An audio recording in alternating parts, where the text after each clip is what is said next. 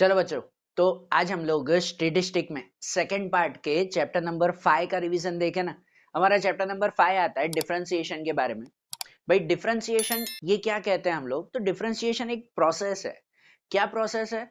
तो कहते हैं कि जब भी कोई दो वेरिएबल्स हो और दो वेरिएबल्स के बीच का रिलेशन कोई फंक्शन के थ्रू अगर डिस्क्राइब किया जाता हो, समझना, कोई भी दो वेरिएबल और उसका रिलेशन कोई फंक्शन के थ्रू अगर डिस्क्राइब करते हो।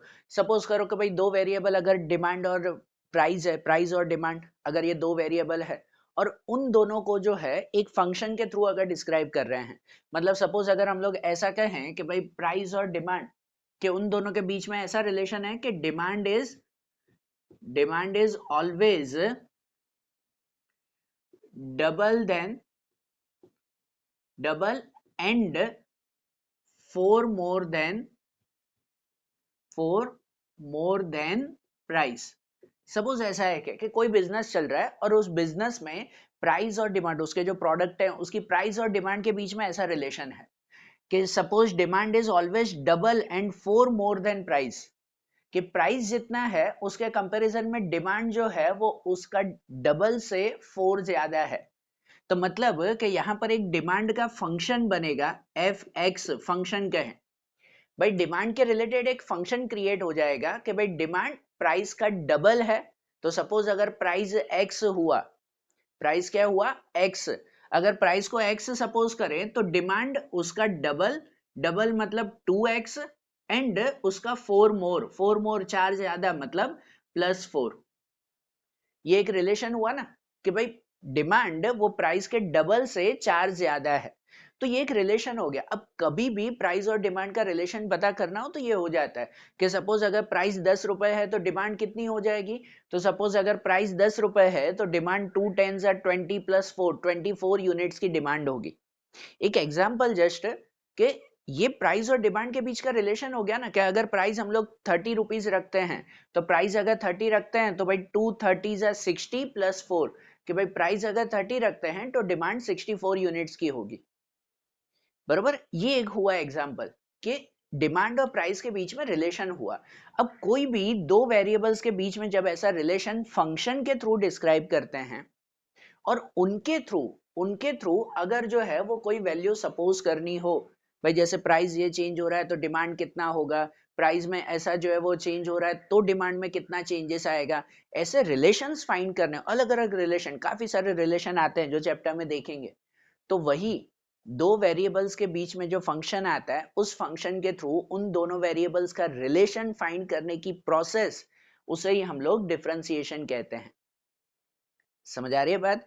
फिर से, कि कोई भी दो वेरिएबल के बीच में जब कोई रिलेशन डिस्क्राइब किया जाता हो एक फंक्शन के थ्रू, तो उसी रिलेशन के थ्रू जब हम लोग अलग अलग डिसीजन लेते हैं, अलग अलग डिसीजन लिए जाते हैं या अलग अलग वैल्यूज फाइंड की जाती है, अलग अलग प्रोसेस की जाती है उस फंक्शन के ऊपर, तो उसी को ही हम लोग डिफरेंशिएशन कहते हैं।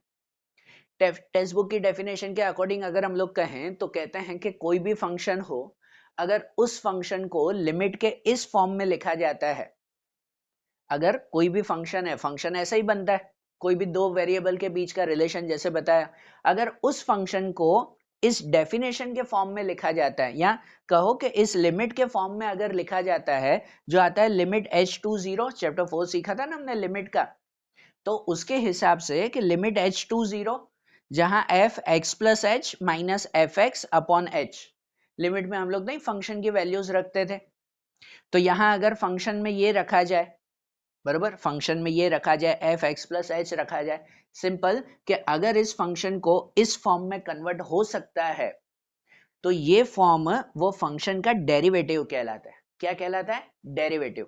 और यही डेरिवेटिव फाइंड करने की प्रोसेस, उसे हम लोग कहते हैं डिफरेंशिएशन।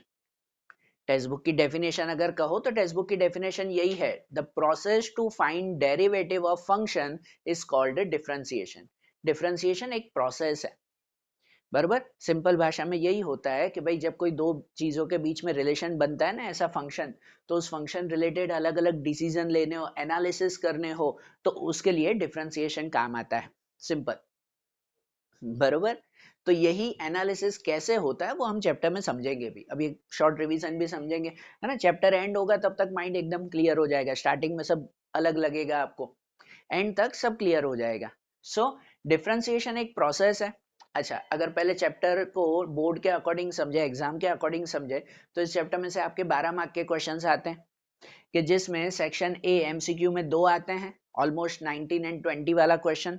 सेक्शन बी में एक क्वेश्चन आता है, सी में, डी में और ई में, सब में एक एक एक एक क्वेश्चन रहता है ना। सेक्शन सी डी ई सबका लास्ट वाला क्वेश्चन ऑलमोस्ट इसी चैप्टर का रहता है, बरोबर।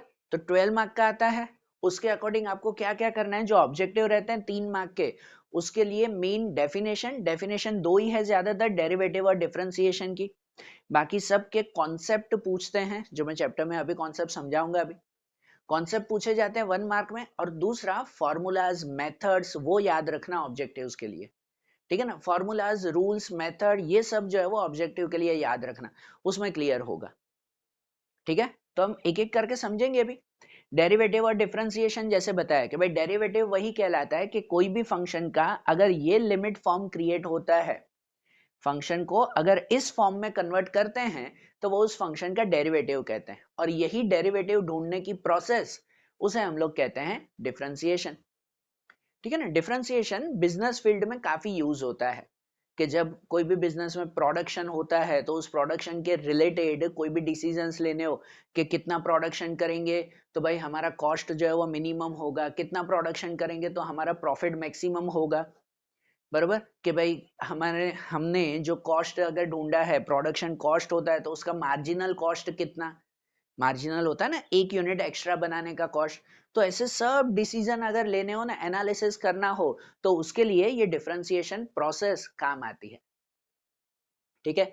तो डिफरेंशिएशन में अगर आप लोग अभी चलो टेक्स्ट बुक के हिसाब से और एग्जाम के अकॉर्डिंग पहले समझो, तो उसमें ऐसे आता है कि डिफरेंशिएशन में सबसे मेन चीज होता है हर फंक्शन का डेरिवेटिव ढूंढना।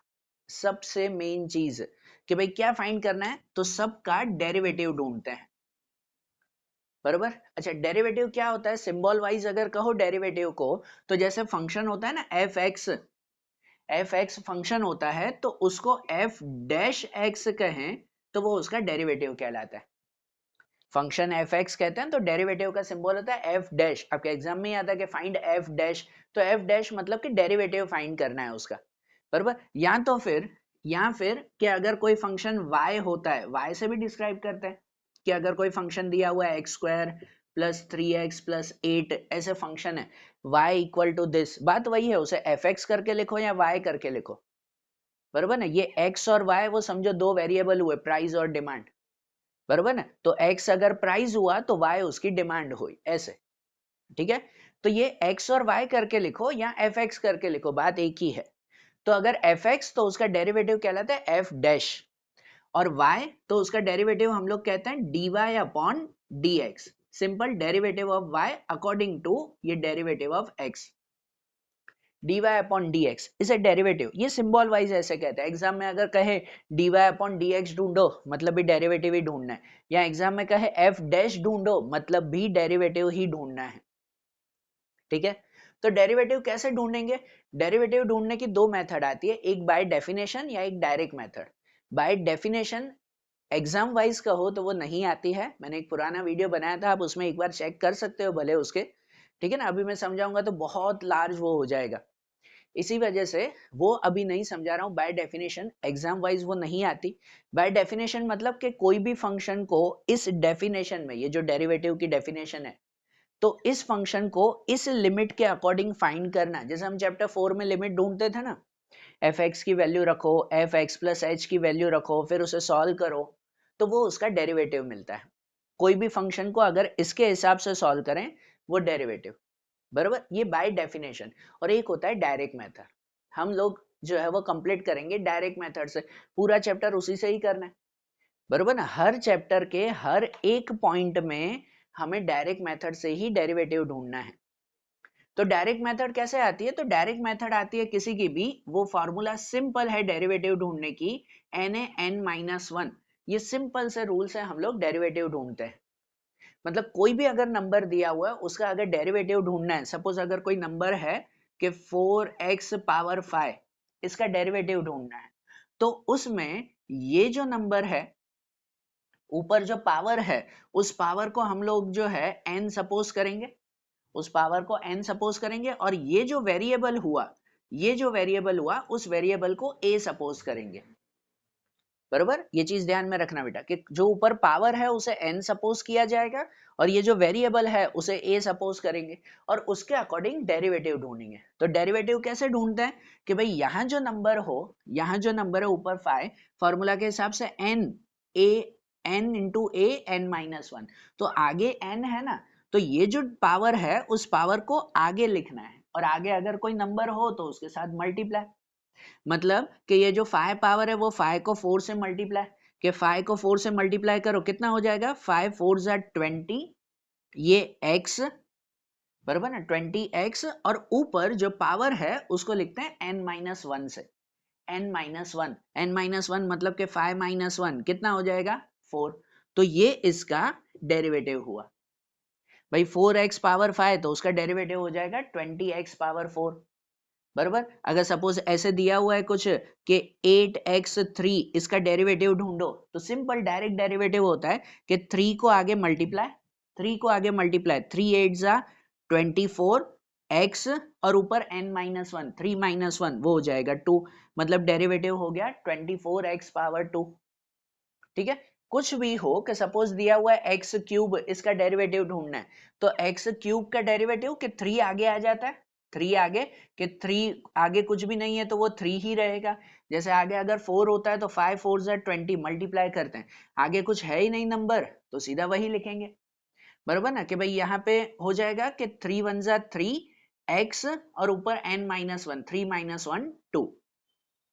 ठीक है, ये सिंपल डेरिवेटिव है, ये सिंपल डेरिवेटिव। समझ में आ रही है बात, ये डायरेक्ट मेथड से। इसी को ही अगर x क्यूब है, इसी को ही आप इस लिमिट के अकॉर्डिंग ढूंढोगे तो भी आपको आंसर यही मिलेगा 3x², वो पूरी डेफिनेशन के थ्रू, और हम लोगों को करना है ये डायरेक्टली। ठीक है ना, कोई भी नंबर क्यों ना हो, अगर भाई पूरा फंक्शन भी दिया गया है कि suppose 2x³ plus 3x² plus 8x plus 9, अब कहे कि इस पूरे का डेरिवेटिव ढूंढो, तो इस पूरे का डेरिवेटिव भी हर टर्म का अलग अलग डेरिवेटिव ढूंढते हैं, हर टर्म का अलग अलग डेरिवेटिव। मतलब सपोज 2x3, तो इसका डेरिवेटिव ढूंढते हैं भाई, 3 को आगे मल्टीप्लाई, 3 2 जा 6x और 3 माइनस 1 2, तो 6x² इसका डेरिवेटिव। ठीक है, ध्यान में रखना, 3 2 जा 6x और ये 3 माइनस 2, तो सॉरी 3 माइनस 1 तो ये 2। वैसे ही इसमें भी अगर देखें कि 3x² है तो 2 को आगे मल्टीप्लाई, 2 3 जा 6x और ऊपर 2 माइनस 1 तो 1, मतलब 1 ना लिखो तो भी तो सिर्फ x, तो इसका डेरिवेटिव हो गया 6x, हो गया ना, 3 2 जा 6 और x। 8x इसका डेरिवेटिव कहो, तो देखो इसका डेरिवेटिव कहो, यहाँ x के ऊपर कुछ भी नहीं है तो 1 हुआ, x के ऊपर कुछ भी नहीं तो 1, तो 1 में कि भाई 1 को आगे मल्टीप्लाई करो तो 1 8 जा 8, और यहाँ पे x में 1 माइनस 1, फॉर्मूला के हिसाब से n माइनस 1 लिखो, तो 1 माइनस 1 हो गया 0, और किसी का भी 0 पावर वो लिखते ही नहीं, तो इसका हो जाएगा सिर्फ 8।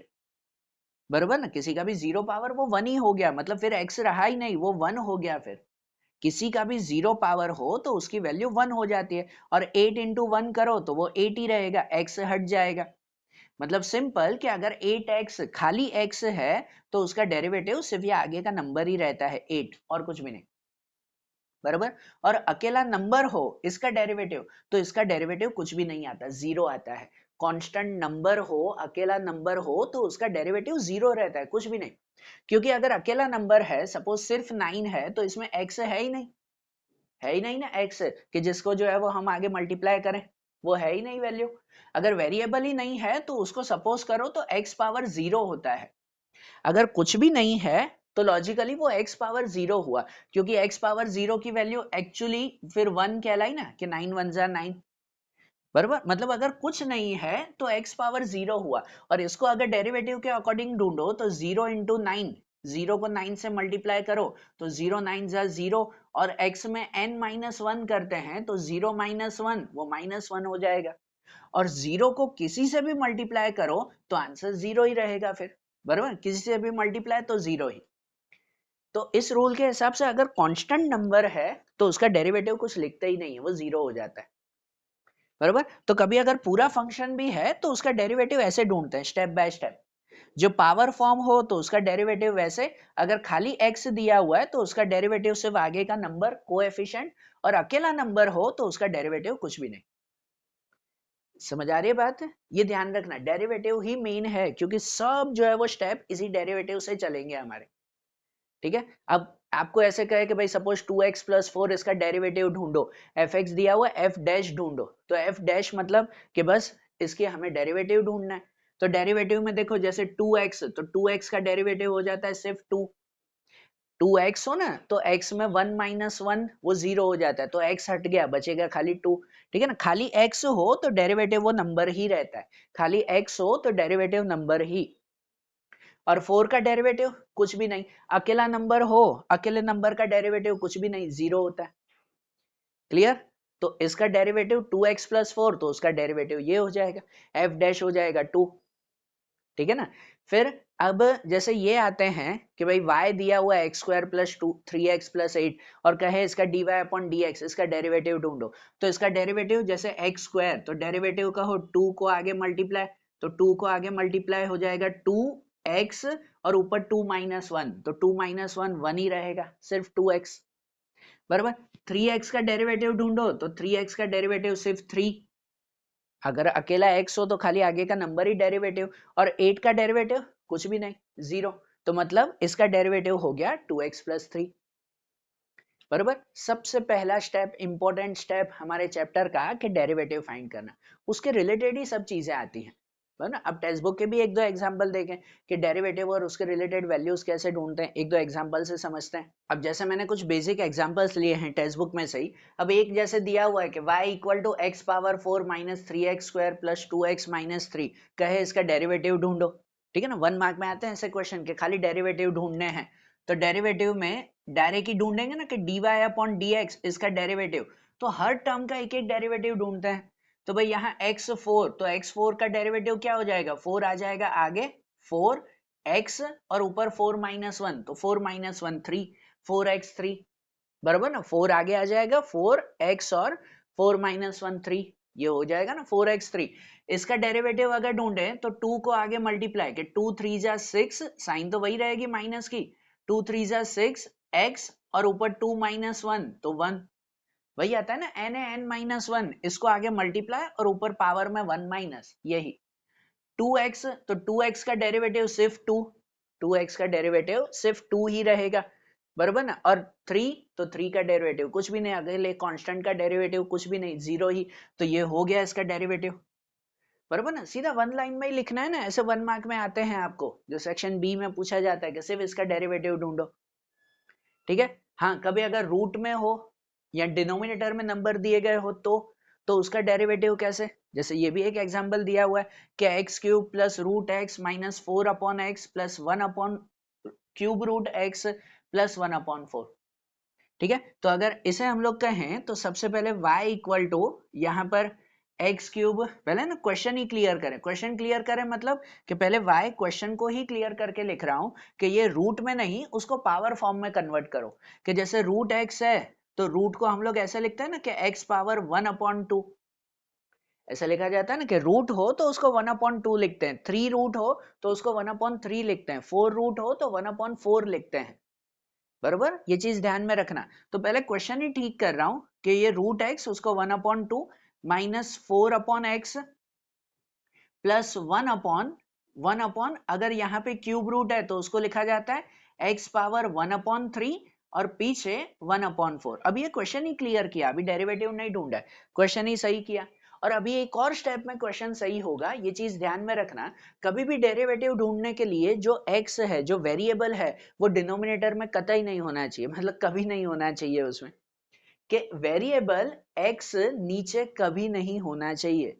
तो सबसे पहले उसको क्या करेंगे, डेरिवेटिव ढूंढने के लिए पहले उसका रेसिप्रोकल करके ऊपर ले जाएंगे, न्यूमरेटर में रखेंगे उस x को, बराबर। और अगर x को जो है वो न्यूमरेटर में रखें तो न्यूमरेटर में रखने के वजह से उसका जो पावर है वो पावर की साइन चेंज हो जाती है, उसका रेसिप्रोकल करो तो पावर बदल जाता है ना, प्लस का माइनस हो जाता है, बराबर। मतलब अभी अगर इसको फिर से क्वेश्चन ही ठीक करें कि एक तो ये रूट में नहीं लिखना है तो रूट को पावर फॉर्म में कन्वर्ट किया, दूसरा कि अपॉन में कभी नहीं लिखना है उसको, तो मतलब पहले क्वेश्चन ही ठीक करें ना, तो y इक्वल टू ये एक्स क्यूब, ये तो बरोबर ही है, ये भी ऊपर ही है कि x पावर 1/2, इसको ऊपर लिखेंगे। अगर इसको ऊपर लिखेंगे x को, नीचे नहीं, नीचे नंबर हो चलेगा, नीचे नंबर हो चलेगा, उसका कोई चेंज नहीं करते, पर डिनोमिनेटर में x नहीं होना चाहिए, वेरिएबल नहीं होना चाहिए, ध्यान में रखना।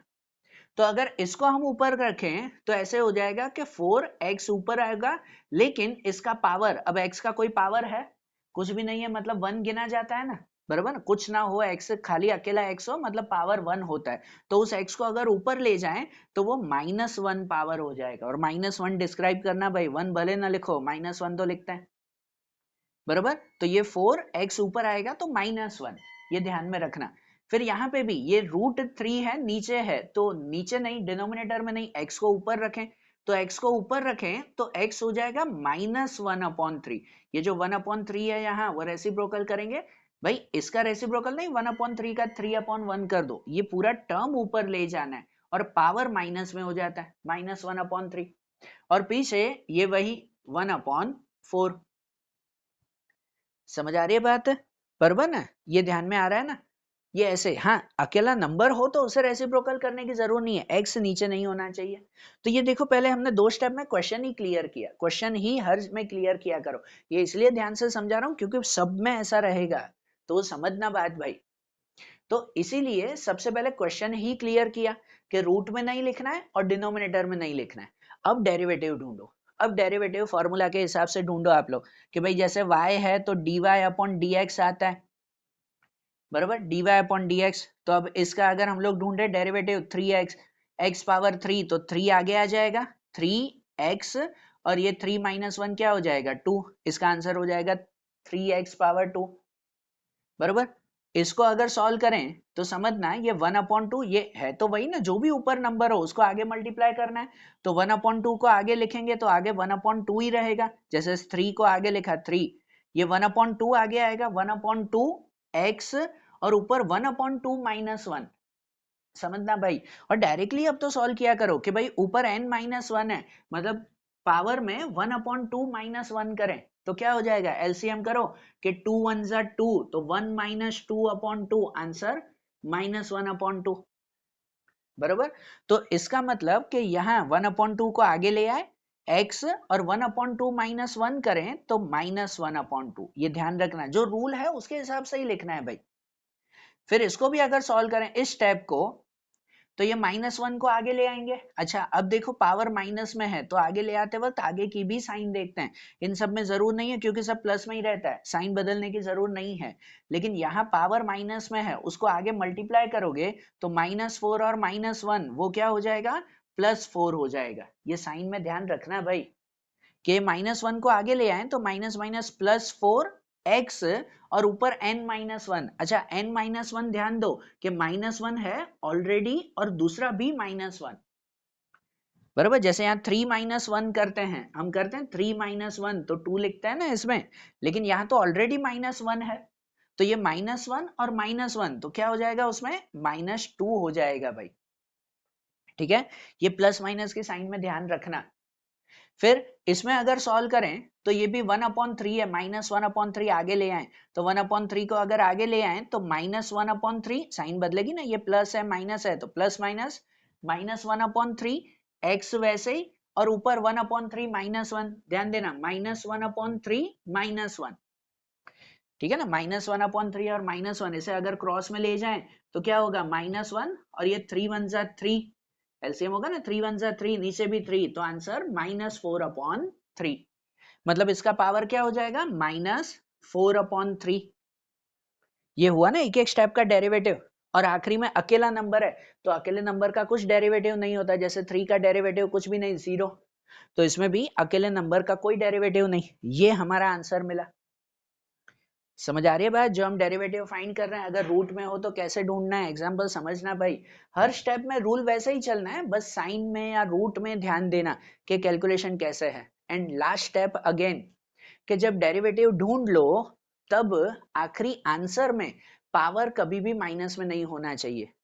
आखिरी आंसर जब आए तो पावर माइनस में नहीं, अपॉन में हो चलेगा, पावर माइनस में नहीं होना चाहिए, जैसे यहाँ -1/2, -2, -4/3 नहीं। और अगर पावर माइनस में हो तो लास्ट स्टेप में उस वेरिएबल का रेसिप्रोकल कर देते हैं कि जिससे पावर प्लस में हो जाए। बरोबर, क्या करेंगे, उसका रेसिप्रोकल करेंगे कि जिससे पावर प्लस में हो। मतलब लास्ट आंसर भी ठीक करेंगे, जैसे क्वेश्चन ठीक किया था कि देखो यहाँ पे तो 3x² वैसे ही, यहाँ पे +1/2 तो वैसे ही, ये x पे पावर -1/2 है, तो -1/2 को प्लस करने के लिए डिनोमिनेटर में लिखेंगे कि x पावर 1/2 है ना, 1/2, और ये x यहाँ क्या x पावर 1/2। समझ आई बात कि इसको रेसिप्रोकल किया। वैसे ही यहाँ पर भी नंबर को नहीं पता, नंबर तो 4 वैसे ही है, ये x पावर -2 है, तो उसको रेसिप्रोकल में लिखेंगे कि x डिनोमिनेटर में x पावर 2, 4 डिनोमिनेटर में x पावर 2। इसमें भी कि ये -1/3 तो वैसे ही है कि ये x पावर -4/3 है, तो उसको प्लस करने के लिए डिनोमिनेटर में x पावर 4/3। ये फाइनल डेरिवेटिव हुआ हमारा। बरोबर, ये हुआ हमारा फाइनल डेरिवेटिव। ध्यान से समझना भाई, अगर न ध्यान आ रहा हो तो एक बार वीडियो को रिवाइंड करके फिर से ये क्वेश्चन समझो कि रूट में अगर हो डेरिवेटिव तो कैसे फाइंड करना है। समझ आ रही है बात है? तो ये चीज समझना भाई। अब जैसे ये है, एक और एग्जांपल देखें। अच्छा, नॉर्मल डेरिवेटिव फाइंड करना आपको आ गया। अच्छा, अब डेरिवेटिव के साथ कितनी बार आपको डबल डेरिवेटिव फाइंड करने के लिए कहते हैं? डबल डेरिवेटिव, डबल डेरिवेटिव मतलब क्या होता है कि आप कोई भी नंबर का, जैसे ये फंक्शन था तो उसका आपने एक डेरिवेटिव ढूंढा, और जो आंसर मिल रहा है उसी का ही सेकंड डेरिवेटिव, उसी का ही फिर से डेरिवेटिव ढूंढो, तो उसे डबल डेरिवेटिव कहते हैं। बराबर, जो क्वेश्चन है उसका ये सिंगल डेरिवेटिव, और जो डेरिवेटिव मिला उसका एक और डेरिवेटिव, तो उसे डबल डेरिवेटिव कहते हैं। बराबर, डबल डेरिवेटिव को सिंबल में कैसे बताते हैं? तो भाई देखो, सिंगल डेरिवेटिव होता है तो उसको सिंबल में लिखते हैं dy/dx। सिंगल डेरिवेटिव को क्या लिखते हैं सिंबल में? dy/dx। तो डबल डेरिवेटिव होता है तो उसको सिंबल में लिखते हैं हम लोग d²y/dx²। d²y/dx², ये डबल डेरिवेटिव। कभी एग्जाम में लिखा हुआ हो ना कि भाई फाइंड d²y/dx², तो इसका मतलब आपको डबल डेरिवेटिव ढूंढना है। बराबर, फंक्शन में भी वैसा ही कि अगर सिंगल डेरिवेटिव हो तो उसको हम लोग f' लिखते हैं, होता है ना, fx को f' लिखते हैं। अगर डबल डेरिवेटिव ढूंढना है तो उसको f" लिखते हैं। अरे बात ध्यान, ये सिंबल्स याद रखना, क्योंकि एग्जाम में खाली सिंबल होता है, वहां लिखा हुआ होता है कि फाइंड f"x। अब स्टूडेंट पता नहीं कौन सी उतावल में होते हैं कि एक डैश देखना भूल ही जाते हैं, वो सिंगल डैश मतलब सिंगल डेरिवेटिव ढूंढ लेते हैं। वहां डबल डैश है तो वो देखना भाई कि भाई डबल डेरिवेटिव ढूंढना है हमें। बराबर, डबल डेरिवेटिव कैसे ढूंढते हैं कि सपोज अगर यही क्वेश्चन है, ये एक एग्जांपल है और इसमें कहे कि इसका डबल डेरिवेटिव ढूंढो। बराबर, तो चलो डबल डेरिवेटिव अगर ढूंढना हो तो ये y है, उसका पहले एक डेरिवेटिव तो ढूंढते ही है, dy/dx। बराबर, नॉर्मली कि एक डेरिवेटिव ढूंढे कि भाई 3x4, इसका डेरिवेटिव ढूंढो, तो भाई 4 को आगे मल्टीप्लाई, 4 3 जा 12x, और ऊपर 4 - 1 तो 3, 12x पावर 3 इसका डेरिवेटिव। इसका डेरिवेटिव अगर ढूंढो तो 3 को आगे मल्टीप्लाई, 3 2 जा 6x, और 3 - 1 2। बराबर, फिर यहाँ x² का डेरिवेटिव ढूंढो तो 2 आगे मल्टीप्लाई, 2 1 जा 2x, और 2 - 1 तो वो 1, तो वो 1 भले ना लिखो, खाली 2x। यहाँ 8x, तो 8x का डेरिवेटिव सिर्फ 8, अकेला x हो ना तो नंबर ही डेरिवेटिव होता है। और 7 का डेरिवेटिव कुछ भी नहीं, नंबर का कोई डेरिवेटिव नहीं आता। बराबर, ये इसका हो गया ना सिंगल डेरिवेटिव, सिंपल ही है, कोई रूट में पावर में नहीं है कि ऐसा लॉजिक लगाएं, सिंपल डेरिवेटिव आ गया। ठीक है, और इसी का ही एक और डेरिवेटिव ढूंढे कि d²y/dx²। एक और डेरिवेटिव, एक और डेरिवेटिव मतलब जो आंसर आया उसको फिर से सॉल्व करो। फिर से मतलब कि यहाँ जैसे 12x पावर 3 आया, इसका फिर से डेरिवेटिव ढूंढो कि भाई 3 को आगे मल्टीप्लाई, 12 3 जा 36x, और 3 - 1 2, 36x²। बराबर, यहाँ 6x² है, 2 को आगे मल्टीप्लाई करें कि 2 6 जा 12x, और 2 - 1 तो 1, 12x इसका डेरिवेटिव। 2x का डेरिवेटिव सिर्फ 2, अकेला x हो ना तो ये नंबर ही डेरिवेटिव होता है। बराबर, सिर्फ 2, और अकेले कांस्टेंट नंबर का कोई डेरिवेटिव नहीं, 8 का कुछ भी नहीं, 0। तो ये उसका सेकंड डेरिवेटिव हो गया ना। इसे कहते हैं डबल डेरिवेटिव। बात आ रही है समझ में अब? बरोबर ना, कि एक डेरिवेटिव हो उसको दो, एक जो है वो फंक्शन हो उसके दो डेरिवेटिव कैसे ढूंढते हैं, समझ में आ रहा है ना? ध्यान रखना भाई। और अब नेक्स्ट स्टेप पे चलें कि डेरिवेटिव फाइंड करना आ गया, सबसे पहली चीज है डेरिवेटिव फाइंड करना आ गया। अब नेक्स्ट स्टेप कि इस डेरिवेटिव में वैल्यू रखने के लिए भी आपको कितनी बार कहते हैं, बरोबर? वैल्यू रखनी है ना, सम तो फाइंड ही करना है, आगे सब में तो वैल्यू रखने के लिए भी आएगा। तो वैल्यू रखने के लिए कहते हैं कि जब आप भाई डेरिवेटिव फाइंड कर रहे हो तो उस डेरिवेटिव में कोई वैल्यू रखो, बरोबर? जैसे सपोज अगर ये क्वेश्चन है और इस क्वेश्चन में आपको कहे कि भाई जो आप डबल डेरिवेटिव ढूंढ रहे हो उस डबल डेरिवेटिव में x इक्वल टू 1 रख के सॉल्व करो, बरोबर? ये ऐसा एक एग्जांपल लिखें कि भाई यहाँ पे अगर लिखा हुआ हो, मैं यहाँ क्वेश्चन लिख रहा हूँ कि find x equal to 1 for D square Y upon D x square. अगर ऐसे दिया हुआ है कि find x equal to 1 for D square Y and D x square, कि जो डबल डेरिवेटिव ढूंढा उसमें x इक्वल टू 1 रख के सॉल्व करो। जब ऐसा हो तो आपको दो डेरिवेटिव ढूंढने ही है, फिर उसमें जो डबल डेरिवेटिव में पूछा हुआ है तो इस डबल डेरिवेटिव में x की जगह पे 1 रख के सॉल्व करना है। अगर आपको कहे कि सिंगल डेरिवेटिव में रखो तो यहाँ सिंगल डेरिवेटिव में x की जगह पे 1 रखना, या जो भी कहे x की जगह पे 1 कहे 2 कहे 3 कहे जो भी कहे वैसे फाइंड करना है ना। अरे बात ध्यान, तो ये समझना। तो अब यहाँ पे जो पूछा हुआ है कि डबल डेरिवेटिव में x की जगह 1 रखना है तो यहाँ रखते हैं, ये ढूंढा ना, तो 36 यहाँ पे x की जगह 1 रखें, 1 का स्क्वायर माइनस 12 x की जगह 1 और प्लस 2, बराबर? तो 1 का स्क्वायर तो 1 ही रहेगा ना, मतलब 36 1 जा 36 माइनस 12 1 जा 12 प्लस 2। अगर मैं डायरेक्ट सॉल्व करूं तो 36 माइनस 12 24, 24 प्लस 2 तो 26, ये हमारा आंसर। आई बात ध्यान कि अगर वैल्यू रखने के लिए कहे तो जो भी कहे सिंगल या डबल डेरिवेटिव में उसमें वैल्यू रख के बता देना है हमें। क्लियर? अब जैसे ये भी है एक एग्जांपल कि यहां दिया हुआ है कि F X equal to this, F X equal to this, ये दिया हुआ है फंक्शन, और यहां पूछा हुआ है कि find the value of X if F double dash equal to 52। अब यहां उल्टा है कि यहां पर F double dash equal to 52, उसके अकॉर्डिंग एक्स की वैल्यू ढूंढनी है। यहाँ पे क्या था कि x इक्वल टू 1 रखना था डबल डेरिवेटिव में। अब यहाँ पे डबल डेरिवेटिव का आंसर 52 दिया हुआ है और x ढूंढना है। यहाँ दिया हुआ है फाइंड द वैल्यू, मैंने पूरा क्वेश्चन नहीं लिखा, बरोबर? कि लिखा हुआ है कि find the value of x if f double dash equal to 52 है, बरोबर? तो f डबल डैश 52, तो मतलब डबल डेरिवेटिव की वैल्यू 52 है और x ढूंढना है। तो उसके हिसाब से पहले डबल डेरिवेटिव तो ढूंढ लेना, बरोबर ना?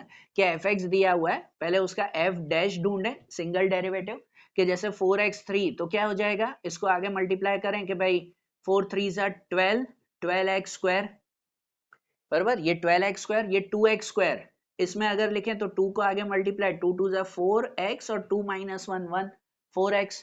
यहाँ पे 7x का डेरिवेटिव सिर्फ 7 ही है ना, x का डेरिवेटिव कुछ भी नहीं, खाली 7, और 9 का डेरिवेटिव 0, उसे नहीं लिखते, सिंगल डेरिवेटिव।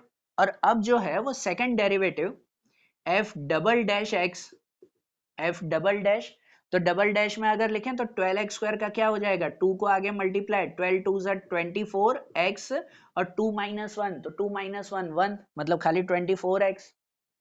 4x का डेरिवेटिव सिर्फ 4 और 7 का कुछ भी नहीं, ये डबल डेरिवेटिव हुआ ना, बराबर? अब इसमें x की वैल्यू फाइंड करनी है, इसमें दिया हुआ था कि x की जगह पे 1 रख के सॉल्व करो, क्वेश्चन पढ़ना जैसे दिया गया हो। यहाँ है कि x की वैल्यू फाइंड करनी है कि अगर डबल डेरिवेटिव का आंसर 52 है, बराबर? कि यहाँ पर here f double dash x equal to 52 दिया हुआ है, इसका मतलब कि f डबल डैश की वैल्यू ये है ना कि 24x plus 4 equal to 52, equal to 52 लिखेंगे ना, क्योंकि आंसर 52 है, x तो ढूंढना है। और अगर ये फाइंड करना है तो इसको नॉर्मली फाइंड करेंगे, कैसे ढूंढेंगे कि भाई प्लस 4 को वहां ले जाए कि 24x इक्वल टू 52 माइनस 4, मतलब 24x इक्वल टू 48, और अब 24 डिवाइड में, 24 डिवाइड में क्या x equal to 48 divide by 24, 48 divide 24, मतलब कि x इक्वल टू कितना मिल जाएगा हमें, 2, बरोबर? ये x की वैल्यू मिली ना, कि x की जगह पे 2 रखें तो डबल डेरिवेटिव 52 आएगा। समझे बात? कि डेरिवेटिव कैसे ढूंढना है, डबल डेरिवेटिव कैसे ढूंढना है, उसके रिगार्डिंग वैल्यू कहे तो वैल्यू कैसे रखनी है वो समझना है। अब इसके बेस पर हमारे चैप्टर के दूसरे टॉपिक्स चलेंगे। अब दूसरे टॉपिक हैं सिंपल, पर ये सबसे बेसिक है आपका, ये नहीं समझ में आया तो ये कुछ नहीं समझ में आएगा।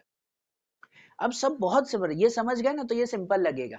अब कुछ हमें वर्किंग रूल समझने हैं, ठीक है ना। वर्किंग रूल्स हमारे टेक्स्ट बुक के रूल्स आते हैं, multiplication, division rule, chain rule, वो 3 रूल हमें समझने हैं। इसके बाद increasing decreasing of function, maximum minimum function, marginal cost revenue, ये और दूसरा इलास्टिसिटी ऑफ डिमांड, ये सब एक एक छोटे छोटे टॉपिक्स हैं। हाँ पूछते लॉन्ग क्वेश्चंस में हैं, पर है सिंपल सिंपल टॉपिक हमारे। तो इन सब के बारे में भी अब एक एक समझते हैं। नॉर्मल डेरिवेटिव समझा ना, अब उसके वर्किंग रूल समझे कि कैसे वर्किंग रूल को अप्लाई करना है हमें। तो जैसे अगर वर्किंग रूल्स हम लोग समझे ना, तो भाई वर्किंग रूल्स में 3 रूल आते हैं हमारे, multiplication rule, division rule and chain rule. ठीक है, मल्टीप्लिकेशन रूल अगर समझें कि जब आपको y इक्वल टू इस तरह से दिए गए हो, दो ब्रैकेट अगर मल्टीप्लाई में है, दो ब्रैकेट कैसे दिए गए हो, अगर मल्टीप्लाई में दिए गए हो तो मल्टीप्लिकेशन रूल। हमने जो पहले क्वेश्चंस देखे उसमें कैसे कि पूरा फंक्शन एक साथ ही दिया हुआ था, एक ही पूरा फंक्शन था, तो हम डायरेक्ट डेरिवेटिव ढूंढते थे। अब इसमें अगर दो ऐसे ब्रैकेट में दिए गए हैं तो फिर इसमें मल्टीप्लिकेशन रूल लगता है। मल्टीप्लिकेशन रूल क्या आता है, ये आता है कि उसमें अगर dy अपॉन dx ढूंढना हो तो फॉर्मूला आती है u multiply by dv upon dx plus v multiply by du upon dx, बराबर। ये मल्टीप्लिकेशन रूल है। अच्छा क्या है ये u और v? तो मल्टीप्लिकेशन रूल ऐसे अप्लाई करते हैं कि जब भी दो ब्रैकेट दिए गए हैं मल्टीप्लाई के अंदर, तो भाई इन दोनों ब्रैकेट को u और v सपोज करके चलते हैं। कि पहला ब्रैकेट उसे क्या सपोज करें, u सपोज करें, दूसरा ब्रैकेट है उसे v सपोज करें।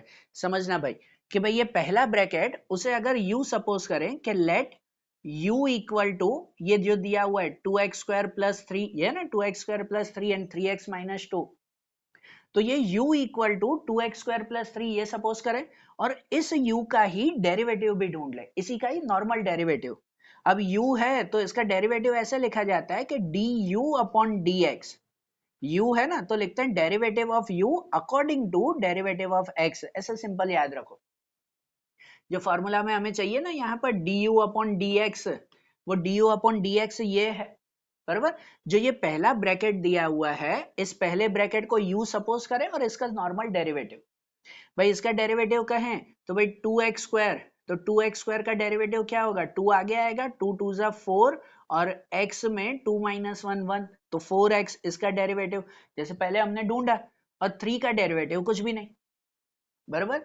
ये u हो गया उसका डेरिवेटिव। फिर जो दूसरा ब्रैकेट है उस दूसरे ब्रैकेट को हम लोग v सपोज करें, बराबर। दूसरे ब्रैकेट को v सपोज करें, मैं ऐसे स्टेप बता रहा हूं कि अब now let v equal to 3x minus 2, दूसरे ब्रैकेट को अगर v सपोज करें तो इसका डेरिवेटिव भी कि dv अपॉन dx, बराबर ना। यहाँ dv अपॉन dx के derivative of v according to derivative of x, ये dv अपॉन dx, इसमें भी नॉर्मल डेरिवेटिव ढूंढे तो 3x का डेरिवेटिव सिर्फ 3 है ना, x में खाली नंबर ही, और 2 का डेरिवेटिव कुछ भी नहीं, ये इसका डेरिवेटिव हो गया dv अपॉन dx जो यहाँ फॉर्मूला में चाहिए। समझ आ रही है बात? और फिर यहाँ पर कि नाउ अब जो है वो मल्टीप्लिकेशन रूल रखेंगे कि dy अपॉन dx, ये मल्टीप्लिकेशन रूल रखें, बरोबर ना। अब मल्टीप्लिकेशन रूल ये यहाँ पे लिखना, मैं लिख नहीं रहा हूँ स्पेस की वजह से कि मैं यहाँ नहीं लिख रहा हूँ, कि यहाँ पर एक स्टेप में आप लिखेंगे कि now according to multiplication rule, इस रूल के हिसाब से उस मल्टीप्लिकेशन रूल में जो जो वैल्यू है वो वैल्यू रखेंगे।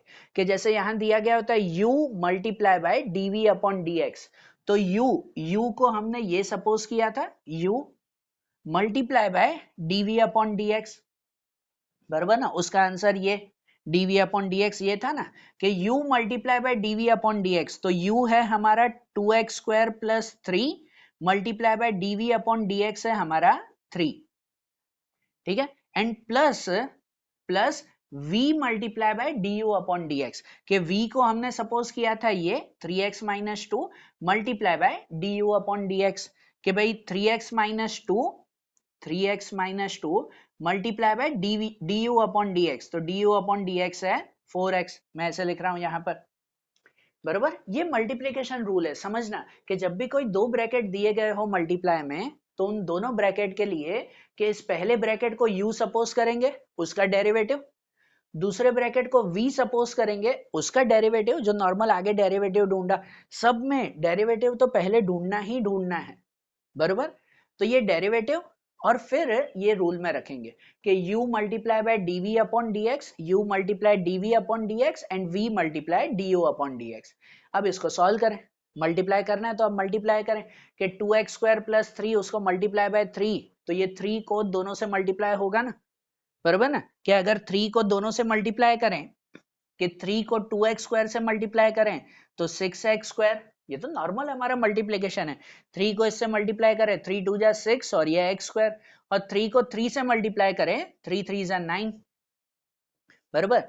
इनमें भी मल्टीप्लाई करें तो 4x को दोनों से मल्टीप्लाई प्लस 4x को दोनों से, 4 को 3x से मल्टीप्लाई करें तो वो हो जाएगा 12x स्क्वायर, 4 को 3x से मल्टीप्लाई तो 4 3 जा 12 और x स्क्वायर, और 4x को 2 से मल्टीप्लाई करें तो वो हो जाएगा कितना 4 2 जा 8x, माइनस में है तो वो माइनस 8x, मल्टीप्लाई हुआ ना। और अब आखिरी जो मल्टीप्लाई हुआ उसमें अगर कोई लाइक टर्म्स हो तो उसका प्लस करते हैं। लाइक टर्म मतलब जैसे ये 6x स्क्वायर और 12x स्क्वायर दोनों x स्क्वायर वाले प्लस हो जाएंगे ना, बराबर ना।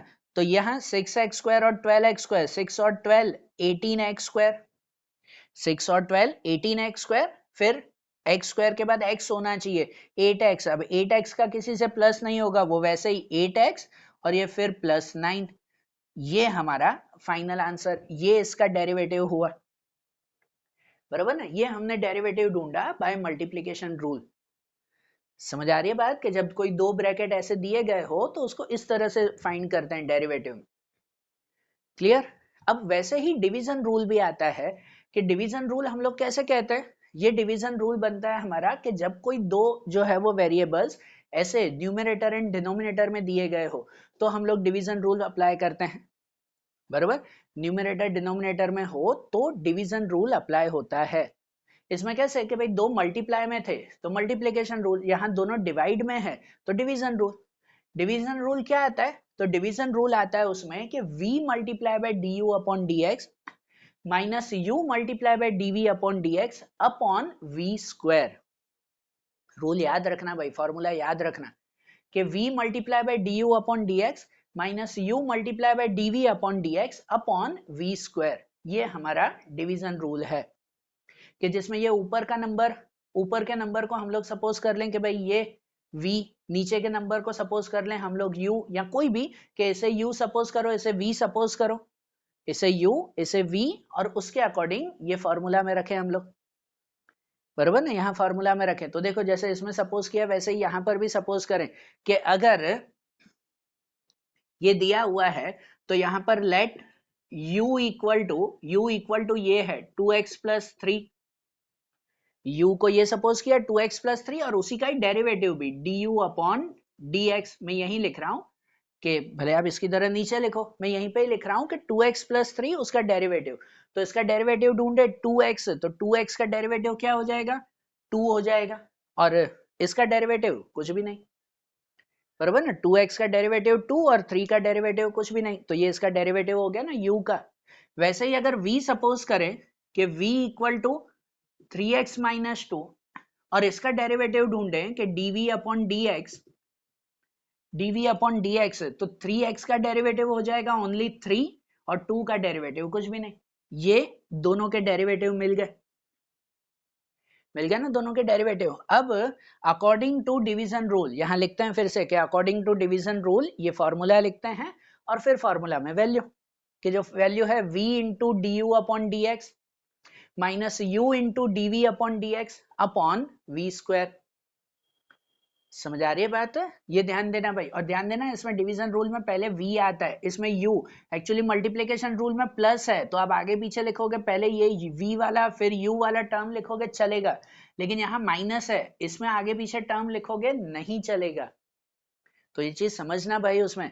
तो यहाँ पे अगर ये डिवीजन रूल रखें कि dy अपॉन dx हमें ढूंढना है तो फॉर्मूला आती है v into d you upon D x के v की वैल्यू क्या है हमारी, v की वैल्यू ये है ना 3x माइनस 2, कि 3x minus 2 multiply by D you upon D x, तो d you upon D x है हमारा 2 माइनस, मैं शॉर्ट हैंड राइटिंग में लिख रहा हूं सॉरी, पर समझना भाई ये फॉर्मूला वाइज कि u into d we upon D x minus में कि u की वैल्यू है हमारी कौन सी कि 2x plus 3 into d we upon D x, तो d we upon D x वो हो जाएगा 3, बराबर ना, v into d you upon D x minus u into d we upon D x और अपॉन में v स्क्वायर, v का square, तो v का स्क्वायर मतलब हो जाएगा कि 3x माइनस 2 का स्क्वायर।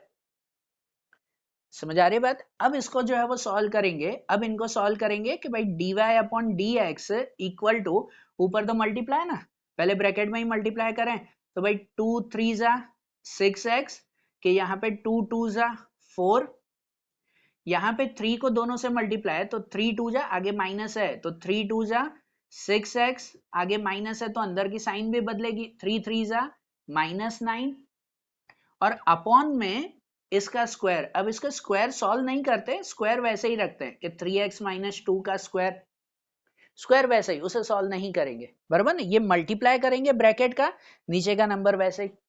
अब अगर ऊपर कुछ प्लस माइनस होता हो तो वो प्लस माइनस करे, जैसे देखो 6x और 6x तो कट ही हो जाएगा, तो यहाँ पे हो जाएगा कि dy upon D x equal to -4 और -9 तो -13 और अपॉन में 3x माइनस 2 का स्क्वायर, बराबर ना, ऊपर -13 और नीचे 3x माइनस 2 का स्क्वायर, ये हमारा आंसर।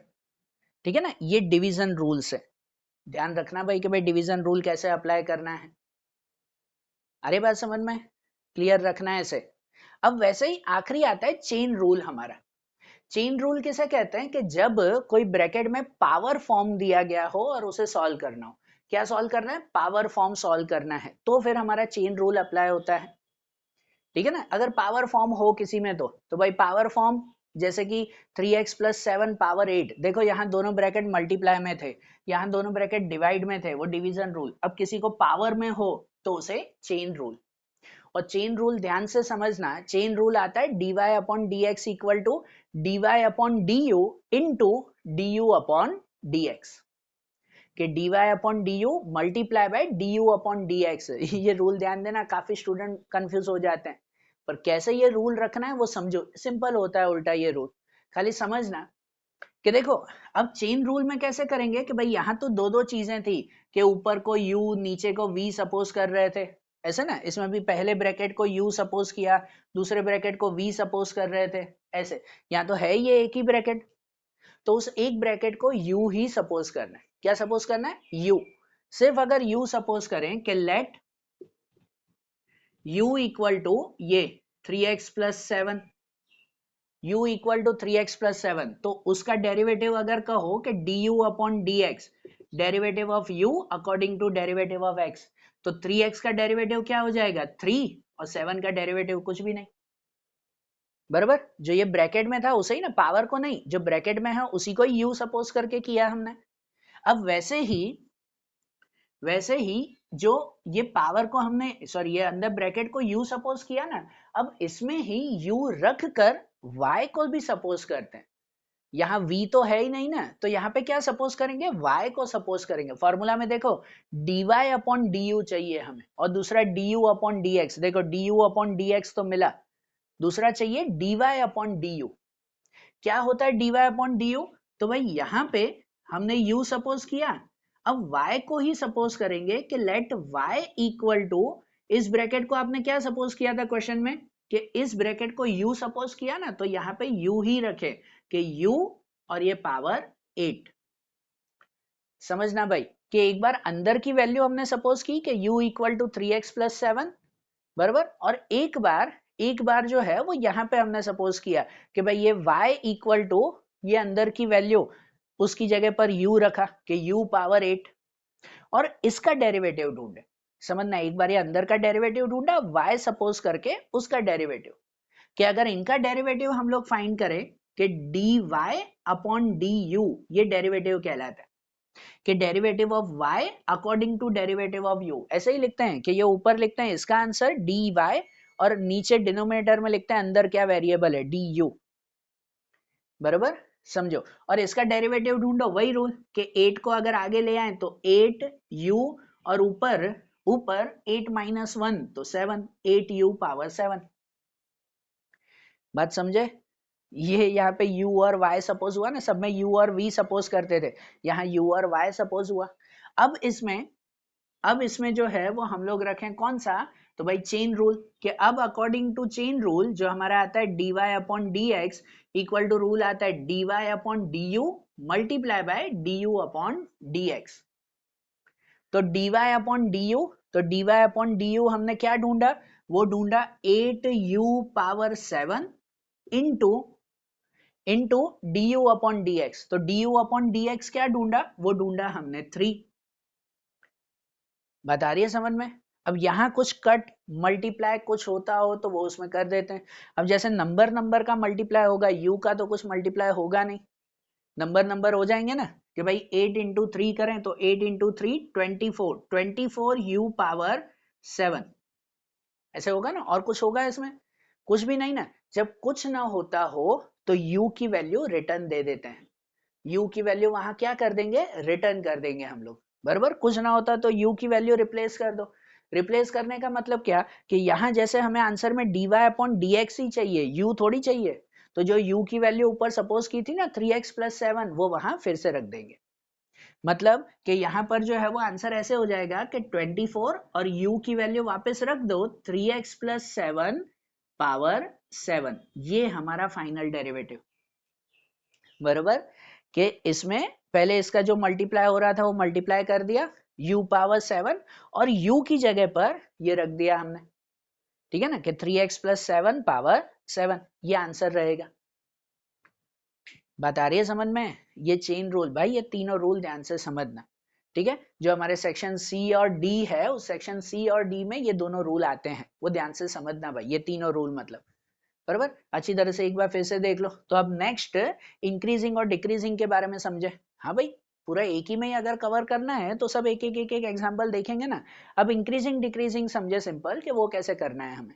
तो ये जैसे टॉपिक आता है ना कि increasing and decreasing of function, भाई increasing and decreasing of function ये क्या कहलाता है हमारा, कि भाई कभी भी कोई अगर फंक्शन दिया हुआ है जैसे y equal to x cube minus 3x square plus 7, तो इसमें अगर कोई x की वैल्यू रखें तो उससे फंक्शन इंक्रीजिंग होगा कि डिक्रीजिंग होगा, वो समझाना है। सिंपल वे में कहो तो इंक्रीजिंग एंड डिक्रीजिंग मतलब कि भाई जब फंक्शन हमने आगे पहले बताया ना कि दो वेरिएबल के बीच में रिलेशन होता है, तो उन दोनों वेरिएबल के बीच में रिलेशन के थ्रू दोनों वेरिएबल में पॉजिटिव रिलेशन है कि नेगेटिव रिलेशन है, वो इंक्रीजिंग और डिक्रीजिंग के थ्रू पता चलता है हमें। चलो और सिंपल कहो, प्राइस और डिमांड के बीच में कैसा रिलेशन रहता है, तो प्राइस और डिमांड में नेगेटिव रिलेशन रहता है ना, कि प्राइस अगर बढ़ेगी तो डिमांड क्या हो जाएगी, कम हो जाएगी, प्राइस कम होगी तो डिमांड बढ़ेगी, नेगेटिव रिलेशन है ना, बराबर ना। तो सपोज ये x और y वो प्राइस और डिमांड है, कि x अगर प्राइस है तो y जो है वो डिमांड है। तो अगर x पे 1 रखें तो डिमांड पॉजिटिव रहेगी कि नेगेटिव रहेगी, वो हमें पता करना, उसे ही इंक्रीजिंग और डिक्रीजिंग कहते हैं। कि अगर जो है वो डिमांड पॉजिटिव रही मतलब हाँ फंक्शन इज इंक्रीजिंग, है ना, मतलब डिमांड पॉजिटिव है। अगर जो है वो नेगेटिव है मतलब हाँ function is decreasing, demand negative है, बराबर। चलो सिंपल वे में अगर खाली रूल्स वाइज याद रखो, डीप में नहीं जाना हो अगर, तो increasing and decreasing of function वो हम लोग फाइंड करते हैं इस रूल के हिसाब से। आपको जैसे क्वेश्चन ये दिया जाता हो कि भाई ये फंक्शन है और उसमें बताओ कि x की जगह पे 1 रखेंगे तो फंक्शन इंक्रीजिंग है कि डिक्रीजिंग है, तो x की जगह पे 1 यहां नहीं रखते, उसके लिए रूल आता है कि अगर f dash x equal is greater than 0, ध्यान देना, f डैश मतलब derivative, single derivative, double derivative नहीं, कि अगर सिंगल डेरिवेटिव में x की वैल्यू रखने पर अगर आंसर ग्रेटर देन 0 आ रहा है, ग्रेटर देन 0 मतलब प्लस में आ रहा है, तो कहते हैं द फंक्शन इज इंक्रीजिंग। ये रूल याद रखना, एमसीक्यूज में भी आएगा कि अगर f डैश एक्स एक्स मतलब कि f डैश सिंगल डेरिवेटिव में अगर x की वैल्यू रखने पर आंसर ग्रेटर देन 0 पॉजिटिव आ रहा है तो कहते हैं फंक्शन इज इंक्रीजिंग। और वही f डैश एक्स के f डैश सिंगल डेरिवेटिव में x की वैल्यू रखने पर अगर आंसर नेगेटिव आ रहा है, लेस देन 0 नेगेटिव में आंसर आ रहा है, so the function is decreasing. बराबर। तो इंक्रीजिंग डिक्रीजिंग फाइंड करना हो ना तो x की वैल्यू इसमें नहीं रखते, x की वैल्यू रखते हैं हम लोग सिंगल डेरिवेटिव में। तो इसलिए सबसे पहले क्या ढूंढना होगा, जो फंक्शन दिया हुआ है उसका सिंगल डेरिवेटिव ढूंढो। बराबर। यहाँ जैसा एग्जांपल है, आपको पूछा हुआ है कि y equal to this, so x equal to 1 रखने पर ये इंक्रीजिंग होगा कि डिक्रीजिंग, और 3 रखने पर इंक्रीजिंग होगा कि डिक्रीजिंग, वो चेक करना है। तो 1 और 3 यहाँ नहीं रखना है, इसके डेरिवेटिव में रखना है, वो समझना। तो अगर डेरिवेटिव ढूंढें, डेरिवेटिव को ये कहेंगे ना dy अपॉन dx। अब f डैश लिखो या dy अपॉन dx लिखो, एक ही बात है। तो अगर डेरिवेटिव ढूंढें जैसे x3, तो x3 का डेरिवेटिव हो जाएगा 3x स्क्वायर, बराबर ना, 3 आगे आएगा और x में 3 minus 1 2, 3x square. 3x square का डेरिवेटिव अगर ढूंढें तो 2 3 जा 6 और x 2 माइनस 1 1, 7 का डेरिवेटिव कुछ भी नहीं। ये हुआ सिंगल डेरिवेटिव। अब इस सिंगल डेरिवेटिव में हमें x की दोनों वैल्यू रख के चेक करना है एक एक करके। कि सपोज अगर x इक्वल टू 1 रखें, कि इफ x इक्वल टू 1, तो अगर इसमें x की जगह पे 1 रखें तो 3x स्क्वायर मतलब 1 का स्क्वायर माइनस 6 x की जगह पे 1। तो यहाँ सॉल्व करें, 1 का स्क्वायर तो 1 ही रहेगा, 3 1 जा 3, 6 1 जा 6, तो 3 माइनस 6, 3 माइनस 6 आंसर -3। मतलब अगर हमने 1 रखा है तो आंसर ग्रेटर देन 0 हुआ कि लेस देन 0 हुआ? लेस देन 0 हुआ ना, माइनस में आया ना आंसर। अगर माइनस में आया so the function is decreasing at x equal to 1। यहाँ पे लिखेंगे कि so function is decreasing at x equal to 1, कि x की जगह पे 1 रखेंगे, x की वैल्यू 1 होगी तो फंक्शन डिक्रीज होगा। बराबर। अब वैसे ही x की जगह पे 3 रख के भी चेक करें हम लोग कि इफ x इक्वल टू 3, तो ये 3 किस पे रखना है? डबल डेरिवेटिव में ही, इसमें नहीं। तो अगर डबल डेरिवेटिव में ही 3 रखें तो ये जो है ना 3x स्क्वायर, के 3x की जगह पे 3 का स्क्वायर माइनस 6x की जगह पे 3। बराबर। अगर इसे सॉल्व करें तो भाई 3 का स्क्वायर हो जाएगा 9 माइनस ये 6 3 जा 18, तो यहाँ 3 9 जा 27, 27 माइनस 18 तो आंसर 9। ऐसा ही हुआ ना, 27 माइनस 18 तो 9 हुआ है इसमें। 9 मतलब ग्रेटर देन 0, प्लस में आंसर मिला। अगर प्लस में आंसर मिल रहा है so the function is increasing. Answer plus में मिला ना, तो यहाँ पे लिखेंगे कि so function is increasing at x equal to 3। बराबर। ये एकदम सिंपल टॉपिक कहलाता है इंक्रीजिंग और डिक्रीजिंग ऑफ फंक्शन। ध्यान में रखना भाई कि इंक्रीजिंग डिक्रीजिंग अगर एग्जाम में पूछ रहे हैं, अगर एग्जाम में ये पूछा जा रहा है तो ऐसे सिंपल सॉल्व करना कि डेरिवेटिव ढूंढ के, सिंगल डेरिवेटिव ढूंढ के उसमें x की वैल्यू रखते हैं। अगर आंसर प्लस में आ रहा है फंक्शन इज इंक्रीजिंग, अगर आंसर माइनस में आ रहा है function is decreasing. Clear? Simple सा टॉपिक था, इंक्रीजिंग डिक्रीजिंग क्लियर हुआ। अब ऐसे दूसरा एक topic maximum and minimum value भी आता है। मैक्सिमम मिनिमम वैल्यू, ये इंक्रीज डिक्रीज अलग होता है, मैक्सिमम मिनिमम वैल्यू अलग होता है। यहाँ इंक्रीज डिक्रीज खाली फंक्शन में बताना है कि वे फंक्शन पॉजिटिव है कि नेगेटिव है, इंक्रीज है कि डिक्रीज, खाली बताना है। यहाँ तो मैक्सिमम एंड मिनिमम वैल्यू भी फाइंड करनी है, वो अलग चीज है। एग्जाम में कितनी बार स्टूडेंट गलत करते हैं कि मैक्सिमम मिनिमम पूछा हुआ होता है, वो ढूंढ लेते हैं इंक्रीज डिक्रीज खाली, वही फर्क है। ठीक है ना, वो ध्यान में रखना। लेकिन मैक्सिमम मिनिमम ढूंढेंगे ना, उससे पहले ये एक टॉपिक देखें, पहले ये टॉपिक, फिर ये टॉपिक पे आता हूं मैं। पहले अब प्रैक्टिकल क्वेश्चन देखें कि प्रैक्टिकली कॉस्ट, रेवेन्यू, प्रॉफिट, उसमें वैल्यू कैसे ढूंढते हैं हम लोग, कि कॉस्ट में, रेवेन्यू में, प्रॉफिट में, उसमें वैल्यू ढूंढे, फिर उसका भी मैक्सिमम और मिनिमम ढूंढना है। जो आपके 4 मार्क के क्वेश्चन आते हैं ना सेक्शन ई में, वो ये आते हैं मैक्सिमम मिनिमम के, कि भाई मैक्सिमम रेवेन्यू कैसे फाइंड करना है वो बताओ, मैक्सिमम प्रॉफिट कैसे ढूंढना है वो बताओ, मिनिमम कॉस्ट कैसे करना है, कॉस्ट को मिनिमम करना है, कॉस्ट मिनिमम कैसे करना है वो बताओ। इसके क्वेश्चन वो आपके 4 मार्क में आते हैं मीन। ठीक है, तो मैक्सिमम मिनिमम वो देखते हैं, इसीलिए पहले ये समझा रहा हूं कि मार्जिनल कॉस्ट, रेवेन्यू और प्रॉफिट। मार्जिनल कॉस्ट ढूंढना है।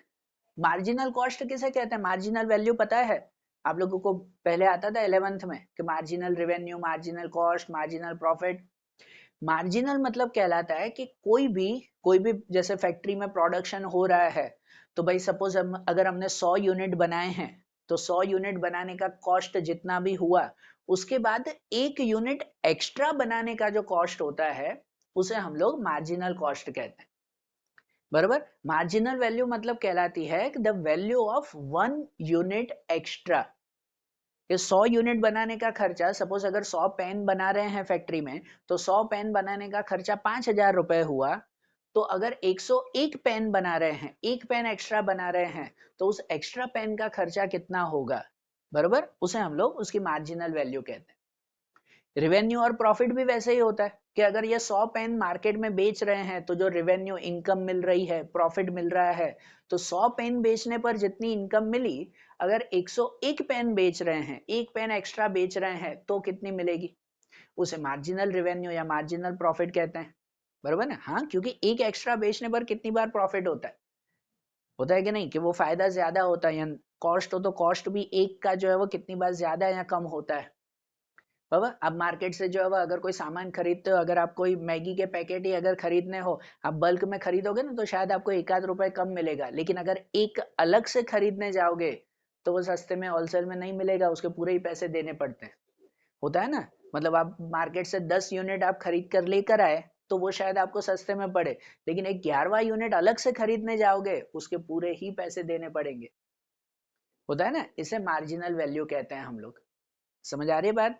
तो यहाँ प्रैक्टिकली भी कभी भी मार्जिनल वैल्यू कहे ना, कि जैसे एक एग्जांपल है कि यहाँ कॉस्ट फंक्शन है, सी कॉस्ट फंक्शन दिया हुआ है, हमें तो भाई पूरा चैप्टर फंक्शन से ही चल रहा है, बराबर ना, फंक्शन ही बना रहे हैं हम तो यहाँ पे कॉस्ट फंक्शन है और इसका कहे कि इसका मार्जिनल कॉस्ट ढूंढो। तो मार्जिनल कॉस्ट कभी भी कहे ना, तो मार्जिनल मतलब यहाँ पे हो जाता है कि उसका डेरिवेटिव ढूंढना है, सिंगल डेरिवेटिव ही। कभी भी कहे कि भाई मार्जिनल वैल्यू ढूंढो, मतलब कि उसका सिंगल डेरिवेटिव ही ढूंढना है हमें। बात समझ में आ रही है, ठीक है। तो यहाँ पे जैसे एक एग्जांपल है कि भाई कॉस्ट दिया हुआ है, अब कहे इसका मार्जिनल कॉस्ट, ये 1 मार्क में आता है, 2 मार्क में आता है, कि खाली मार्जिनल वैल्यू ढूंढो, मतलब कि उसका डेरिवेटिव ढूंढ के रखना है हमें, ठीक है ना। तो भाई जैसे कॉस्ट है, ये एक example, cost equal to 5x² plus 6x plus 2000 है, कहे इसका मार्जिनल कॉस्ट ढूंढो, और वहां उस कॉस्ट में x की जगह पर 50 रख के सॉल्व भी करो, बराबर। कि अगर प्रोडक्शन, यहाँ x equal to almost production रहता है, कि अगर फैक्ट्री में 50 यूनिट का प्रोडक्शन हो रहा है तो मार्जिनल कॉस्ट ढूंढो, बराबर। ऐसा क्वेश्चन है कि अगर फैक्ट्री में 50 यूनिट, सपोज 50 पेन बन रही है, तो मार्जिनल कॉस्ट फाइंड करो, ठीक है। तो मार्जिनल कॉस्ट ढूंढने के लिए क्या करते हैं कि जो भी कॉस्ट दिया गया हो ना, उसका डेरिवेटिव ढूंढते हैं। मार्जिनल मीन्स डेरिवेटिव, ये सिंपल याद रखना। तो भाई मार्जिनल कॉस्ट अगर ढूंढे तो इसका डेरिवेटिव c है, तो डेरिवेटिव लिखते हैं dc अपॉन dx। हाँ भाई, अगर y होता है तो उसको dy अपॉन dx लिखते हैं ना, dy derivative of y according to derivative of x।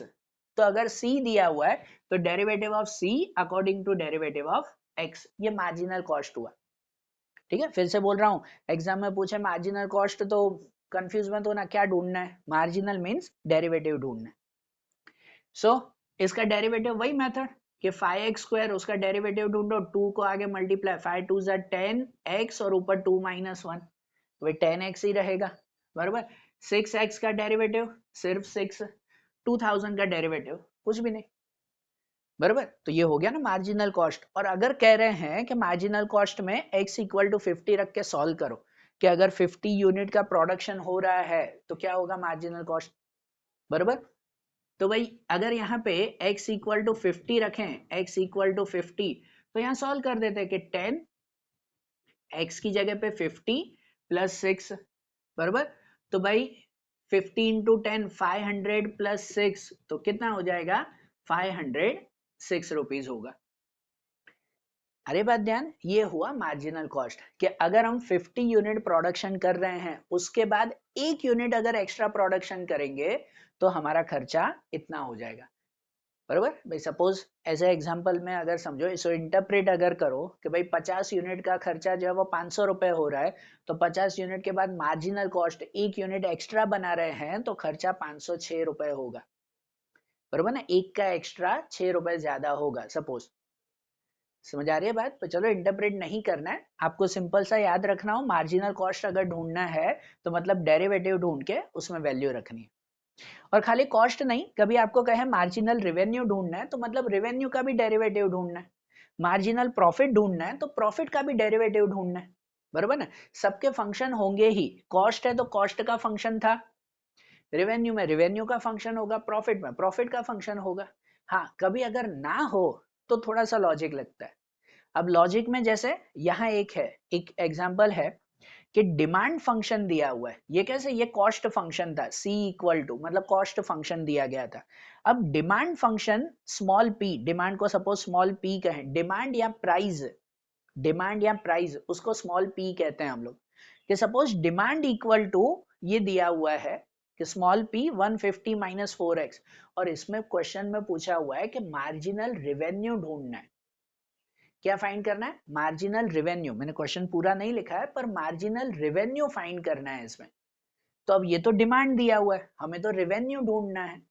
तो डिमांड पर से जब रेवेन्यू ढूंढना हो ना तो उसकी एक फॉर्मूला आती है भाई, ये समझना कि रेवेन्यू अगर फाइंड करना हो तो उसकी एक फॉर्मूला ध्यान में रखना, ऐसा क्वेश्चन आता है कि रेवेन्यू की एक फॉर्मूला आती है, revenue equal to P into x, small p into x, small p क्योंकि कैपिटल P प्रॉफिट के लिए होता है, कैपिटल P प्रॉफिट के लिए होता है, स्मॉल p डिमांड या तो प्राइस के लिए देते हैं आपको, ठीक है। तो रेवेन्यू की फॉर्मूला आती है P इंटू एक्स, P मतलब कितनी डिमांड है और X मतलब कि सपोज कितना प्रोडक्शन हो रहा है, या P इंटू कितना प्राइस है तो X मतलब उसकी कितनी डिमांड है, बरोबर। सो रेवेन्यू की formula P into x, simple भाषा में कहो ना कि भाई जितनी डिमांड हो उसमें जितना हम लोगों को बाहर जो है वो उसका प्रोडक्शन है, सपोज बाहर डिमांड है 100 प्रोडक्ट की, बरोबर ना, 100 प्रोडक्ट की तो उसका डिमांड ये है, डिमांड फंक्शन, और इनटू जो है वो 100 प्रोडक्ट करेंगे तो वो हमें रेवेन्यू, बाहर 100 प्रोडक्ट की डिमांड है, उसका जितना भी प्राइस होगा उसकी वैल्यू मिलेगी ना हमें। समझ आ रही है ना बात, अभी वही है कि शॉर्ट, इसमें मैं अभी लॉन्ग में नहीं समझा पा रहा हूँ, बट रेवेन्यू के लिए ये फॉर्मूला याद रखना है ना। आप हमारा एक पुराना वीडियो देखो जिसमें चैप्टर की पूरी एक्सप्लेनेशन है, उसमें मैंने डिटेल में समझाया है कि भाई डिमांड फंक्शन क्या है। सो यहाँ पर डिमांड फंक्शन और रेवेन्यू, रेवेन्यू की जो है वो फॉर्मूला P इंटू एक्स, तो P इंटू एक्स अगर वैल्यू रखे ना कि भाई P की वैल्यू है 150 माइनस 4x और इंटू एक्स, तो x को दोनों से मल्टीप्लाई करेंगे, x को दोनों से मल्टीप्लाई करें तो 150 को x से मल्टीप्लाई करें 150x, और x को 4x से करें तो 4x स्क्वायर, कि 150x माइनस 4x स्क्वायर, ये रेवेन्यू फंक्शन हुआ, ये r मिला। जैसे कॉस्ट फंक्शन c था वैसे ये रेवेन्यू फंक्शन r हुआ, बराबर। अब इसका डेरिवेटिव ढूंढे, अब आपको कहे कि भाई मार्जिनल रेवेन्यू ढूंढो, तो मार्जिनल रेवेन्यू, मार्जिनल वैल्यू मतलब उसका डेरिवेटिव, तो अगर इसका मार्जिनल रेवेन्यू ढूंढना है तो मतलब ढूंढना है dr upon dx, dr derivative of r according to derivative of x। तो यहाँ वही 150x उसका डेरिवेटिव कहो तो 150, बराबर, और माइनस 4x स्क्वायर, तो 4x स्क्वायर का डेरिवेटिव क्या हो जाता है कि इसको 2 को आगे मल्टीप्लाई, 8x और 2 माइनस 1 1, तो उसका 8x, ये हो गया मार्जिनल रेवेन्यू। और कहे कि चलो मार्जिनल रेवेन्यू बताओ कि अगर x इक्वल टू 3 हो तो मार्जिनल रेवेन्यू की वैल्यू भी ढूंढो, तो अब जैसे इसमें x की वैल्यू रखी वैसे ही इसमें भी x इक्वल टू 3 रख के सॉल्व करें, कि अगर x इक्वल टू 3 रखें तो 150 माइनस 8, x की जगह 3, मतलब कि 150 माइनस 8 3 जा 24, तो कितना हो जाएगा वो हो जाएगा कि 140, सॉरी 150 है ना, तो 126, बराबर ना, 150 माइनस 24 तो कितनी बचेगी वैल्यू 126, ये हुआ हमारा मार्जिनल रेवेन्यू। अरे बात समझ में, मार्जिनल वैल्यू कैसे ढूंढते हैं वो पता चल रहा है ना, ठीक है ना। तो ये मार्जिनल वैल्यू हुई। अब इसके अकॉर्डिंग हम लोग मैक्सिमम या मिनिमम वैल्यू ढूंढे, किसी में भी आपको कॉस्ट, रेवेन्यू या प्रॉफिट में मार्जिनल कहे मतलब डेरिवेटिव ही ढूंढना है, और उसके बेस पर अगर कहे कि भाई मैक्सिमम और मिनिमम वैल्यू ढूंढो तो कैसे ढूंढना है वो आप समझो, ठीक है, समझना है ऐसे पॉइंट को। तो अब जैसे ये कॉन्सेप्ट समझे ना भाई, मैक्सिमम एंड मिनिमम वैल्यू, जैसे एक एग्जांपल से समझते हैं एकदम क्लियर होगा, कि एक क्वेश्चन दिया हुआ है कि हमारा कॉस्ट फंक्शन ये है कि कोई फैक्ट्री चल रही है और उसके अंदर जो प्रोडक्शन हो रहा है उसका कॉस्ट फंक्शन ये है 1/10 x³ minus 4x² plus 50x plus 300, ठीक है ना, ये है। और क्वेश्चन पूछा हुआ है कि what should be the production for minimum cost, कि हम कितना प्रोडक्शन करें फैक्ट्री में कि जिससे कॉस्ट मिनिमम हो जाए। बराबर होता है ना कि जितना प्रोडक्शन ज्यादा करेंगे उतना कॉस्ट जो है वो कम होता जाएगा, होता है कि नहीं? तो भाई हम कितना प्रोडक्शन करें कि जिससे कॉस्ट मिनिमम हो जाए, वो मिनिमम वैल्यू ढूंढनी है हमें फंक्शन की। फंक्शन कॉस्ट फंक्शन है या कभी रेवेन्यू फंक्शन होता है, तो आपको ऐसे पूछते हैं कि कितनी डिमांड हो या कितना प्रोडक्शन करें कि जिससे जो है वो रेवेन्यू मैक्सिमम हो जाए। रेवेन्यू इनकम तो मैक्सिमम होनी चाहिए ना। या प्रॉफिट के लिए भी ऐसा पूछते हैं कि कितना प्रोडक्शन करें फैक्ट्री में, कितना प्रोडक्शन करें कि प्रॉफिट मैक्सिमम हो जाए। बराबर ना, ये मिनिमम या मैक्सिमम वैल्यू आपको पूछते हैं। तो मिनिमम या मैक्सिमम वैल्यू फाइंड करनी हो ना, तो उसके लिए ये रूल याद रखते हैं। मैंने यहाँ रूल लिखा है वो रफ करके, कि ये रूल याद रखते हैं कि अगर सपोज मिनिमम कॉस्ट फाइंड करना है तो मिनिमम कॉस्ट के लिए ये दो कंडीशन आती है, necessary condition and sufficient condition. Minimum या मैक्सिमम कभी भी वैल्यू ढूंढनी हो तो दो कंडीशन रहती है, नेसेसरी एंड सफिशिएंट कंडीशन। कहाँ यूज करनी है कंडीशन, मैं अभी समझा रहा हूँ कि नेसेसरी एंड सफिशिएंट कंडीशन इसमें आती है। ये याद रखना कि सपोज नेसेसरी कंडीशन आती है d c upon D x equal to 0 minimum cost के लिए, और सफिशिएंट कंडीशन होती है d square c d x square is greater than 0। बराबर, ये ध्यान रखना, रूल याद रखना। यहाँ पे अगर न क्लियर होता है तो आपकी टेक्स्ट बुक में भी जहां फाइनल एक्सरसाइज शुरू हो रही है ना, उससे पहले नोट्स में ये रूल दिए हुए हैं, समझना। और मैक्सिमम रेवेन्यू के लिए भी, मैक्सिमम रेवेन्यू हो या मैक्सिमम प्रॉफिट हो, नेसेसरी कंडीशन आती है d r upon D x equal to 0। Revenue हो तो डी आर, प्रॉफिट होता तो d p upon D x. Sufficient condition में d square r d x square is less than 0, या अगर प्रॉफिट हो तो d square p d x square is less than 0। अब यूज कैसे करनी है सफिशिएंट कंडीशन और नेसेसरी कंडीशन, वो समझे। जैसे एक एग्जांपल है कि कॉस्ट फंक्शन है, so what should be the production for minimum cost. Factory में कितना प्रोडक्शन करें कि खर्चा कम होगा। अच्छा, कितना प्रोडक्शन करें, तो सबसे पहले हर क्वेश्चन में हम प्रोडक्शन या डिमांड या जो कुछ भी पूछा हुआ है, किसी में पूछते हैं कितनी डिमांड हो तो रेवेन्यू मैक्सिमम होगा, जो कुछ भी आपको ढूंढना है उसको एक्स सपोज कर लो कि let the production be x, कि सपोज कितना प्रोडक्शन करें तो एक्स प्रोडक्शन करें, वो सपोज करते हैं हम लोग। बराबर, और इसके बाद हमें ये नेसेसरी सफिशिएंट कंडीशन रखनी है। उसमें देखो d c upon D x single derivative, d square c d x square double derivative, दो डेरिवेटिव चाहिए ना। तो इसीलिए सबसे पहले तो जो आपके क्वेश्चन हो ना, उस क्वेश्चन के दो डेरिवेटिव ढूंढ लेते हैं। प्रोडक्शन को एक्स सपोज कर लिया, अब उसके साथ जो क्वेश्चन है उसके दोनों डेरिवेटिव फाइंड कर लो। डेरिवेटिव अभी पूरे चैप्टर में जैसे हमने देखा कि अगर इसका डेरिवेटिव ढूंढ रहे हैं तो पहले single derivative d c upon D x, इसका सिंगल डेरिवेटिव। तो अब अपॉन में नंबर हो तो वैसे भी कुछ नहीं करते, कि इसको ऐसे ही रखते हैं कि 1/10, और इसमें अगर डेरिवेटिव ढूंढे 3x x पावर 3, तो क्या हो जाएगा, 3 आगे आ जाएगा कि 3x स्क्वायर। बराबर, ये 3x स्क्वायर अगर आगे 1 से भी मल्टीप्लाई करोगे तो भी ठीक है। आप ऐसे लिखोगे अगर कि 3 को आगे 1 से मल्टीप्लाई, ऊपर मल्टीप्लाई है ना, 3 को आगे मल्टीप्लाई के 3x स्क्वायर अपॉन 10।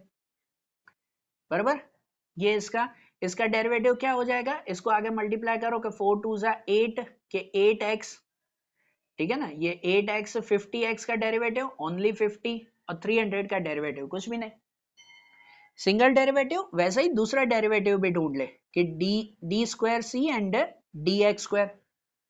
एक और डेरिवेटिव कि 3x स्क्वायर का डेरिवेटिव क्या हो जाएगा, उसका हो जाएगा 6x, 3 2 जा 6 और ऊपर x अपॉन 10। तो वैसे ही नीचे नंबर का, नीचे वाले नंबर का कोई डेरिवेटिव, ऊपर वाले नंबर हो तो 0 हो जाता है, नीचे वाले नंबर का कोई डेरिवेटिव नहीं होता है।